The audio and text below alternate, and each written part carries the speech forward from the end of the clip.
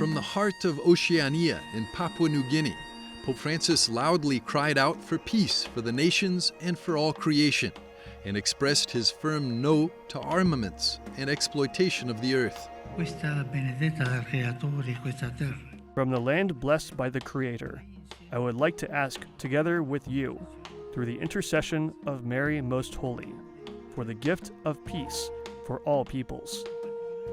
I ask this in particular for this great region. No to rearmament and exploitation of our common home. Sí a la armonía del homo con la creatura.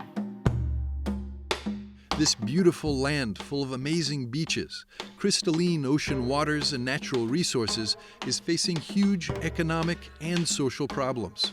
The poverty in the country is growing. Climate change and tribal violence affect the natives. The Pope's visit was for them a sign of hope. Definitely, I'm so happy. I was at home, but when I heard that he was coming, I really wanted to come and see him because of the blessings, the graces. That's why I was here. Very important. I'm so excited, and I believe it's a time of joy for everyone here in Papua New Guinea.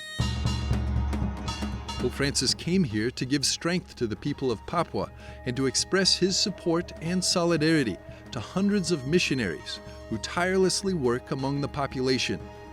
95% of the 11 million strong population are Christians, and 30% are Catholic. The Church plays a crucial role, not only in preaching the gospel. Papua New Guinea is one of the most diverse populations on Earth, with over 600 populated islands, hundreds of ethnic communities, each of them with different traditions and more than 800 languages. Just as the country is multicultural, so is the Church. Thanks to its people, it is multicolored, multilingual, and multi-ethnic in every sense. The Church here is still relatively new. The Catholic faith arrived in Papua New Guinea with the French missionaries of the Sacred Heart of Jesus less than 150 years ago. On July the 4th, 1885, they celebrated the very first Mass in the territory of Papua New Guinea.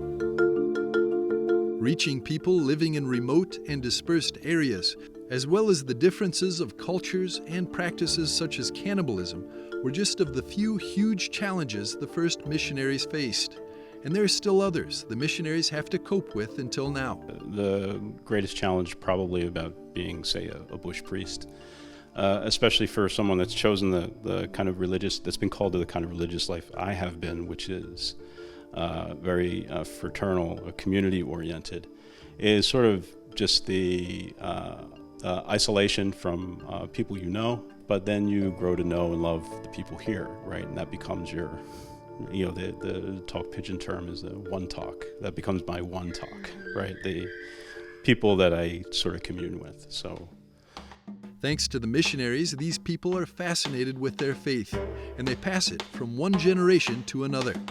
It gives us strength when we receive the Blessed Eucharist, and also meet the seminarians, the priests, and become friends around here, especially. More and more parishes in Papua New Guinea are being guided by the native priests. Visiting Papua New Guinea, the most populated of 13 countries in Oceania, Pope Francis has followed in the footsteps of Pope St. John Paul II, who came here 30 years ago when he beatified the first native Papuan lay missionary. Peter Turat, the catechist in his village, was martyred under the Japanese occupation during World War II for having refused to deny his faith. The solemn Sunday Mass celebrated in the Sir John Guy's Stadium in Port Moresby was the highlight of Francis's visit to Papua. To the 35,000 gathered faithful from all over Oceania, showcasing the vastness of traditions and rituals, the Pope turned with a resounding message of courage and hope. Today, the Lord also says to you, courage, people of Papua New Guinea, do not be afraid. Open yourselves. Open yourselves to the joy of the gospel. Open yourselves to encounter God. Áprete al encuentro con Dios.